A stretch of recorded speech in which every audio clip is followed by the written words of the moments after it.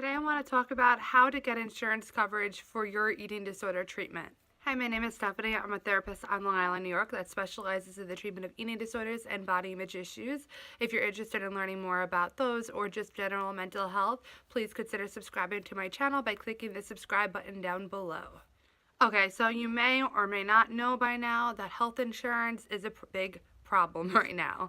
There's a lot of issues with getting coverage for anything as it pertains to physical and mental health. There's a lot of trouble within the health insurance world where it impacts us as the consumers. So to preface, this is not foolproof. These are just some ideas that I have for you if you're looking to get treatment for an eating disorder but are really having a financial hardship with it and you're looking to get coverage for insurance. These are some helpful tips to try to get you that coverage. So I'm hoping it does help some people out there. If you're seeking treatment for an eating disorder on an outpatient basis, to be honest, a lot of eating disorder therapists and a lot of therapists nowadays anyway are getting away from being on insurance panels. I myself am not on any insurance panels. So just to understand how that typically works, so what I do with my clients is my clients pay me directly and then they're always provided with the invoice. I do everything with the online portal. Their invoice is available immediately and they can submit it to insurance companies and most insurance companies will reimburse. However, on the same note, that usually is subject to deductibles and to out-of-network coverage. So in the case that you're looking at seeking a therapist who is out-of-network, I would talk to your insurance company and ask them about your out-of-network benefits. And if it's something that, a lot of times it's now astronomical, that you have a really high deductible, that it's not even going to, the insurance is never actually going to kick in or the reimbursement's never actually going to kick in. If that's the case, then these next tips can really help you. To start, we really need to understand how insurance works and how it works when you actually call the insurance company. So more than often than not, if you're looking for out-of-network benefits, they're going to tell you to look at their provider list and to pick someone in-network. Now, this is where you come in and your job is to educate them. So to remind yourself that they are not health professionals. They typically are reading off a script, so if you don't meet the criteria that they have outlined in front of them, then they will deny coverage and say that you don't need really a specialist or you don't need this, and you can just pick from our provider list and just find someone who specializes in eating disorders. The problem is that, as I said, most therapists actually don't specialize in eating disorders. So a lot of them will say they treat eating disorders, but they actually are not someone who has a lot of experience with it. And I will leave a link to a video I talked about earlier on about finding the proper help for an eating disorder and why it's absolutely important to get someone who specializes in the treatment of eating disorders. So I would, if you haven't watched that video already, I would definitely watch out in conjunction. I'll leave that link in the description below. Unfortunately, the script that they have or the checklist that they have to talk about coverage or to let you know whether you have coverage or if there are any options, it's very outdated. So a lot of, especially when it comes to eating disorders, a lot of what they believe to be the point that you need to get a different type of help or a higher level of care, it's very outdated. A lot of the times you need to already have medical complications from your eating disorder for them to really take it seriously.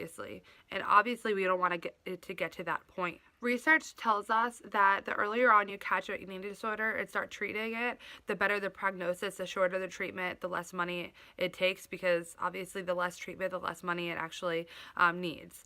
So when you already have medical complications as a result of your eating disorder, that's pretty far into your eating disorder, and that's a problem. So what we do know about when you're talking to that insurance representative, that they read off a script, they often have outdated criteria, especially for eating disorders, to qualify you for certain coverages, and also they are not health professionals. As the consumer, it is partly something that you can do is to educate them as much as you can and explaining the severity of it and really just essentially scaring them, because they don't really want to have a liability case on their hands that it could be tracked back because you have medical complications because they did not provide coverage and you had no other alternatives. So sometimes when you scare them, then they're able to do a little bit more for you. So that's the start of it. And again, I'm not saying this is foolproof. I'm not saying that this is going to work all the time, but just some helpful tips that I have seen based on some people that I have worked with in order to get coverage for themselves. As I said, more often than not, they're going to tell you to check their provider list, which are the therapists that they are in network with, and do that. Then check it out, just see and explore, do a little research, and check out the video that I talked about before about how to get the proper help.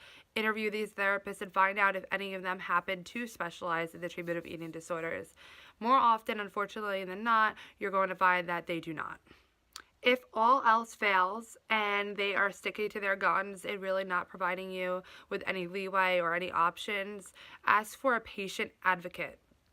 These people, from my understanding, are working for the insurance companies, but they are supposed to advocate for you and your treatment and usually know a little bit more about whatever the issue is that you're going through.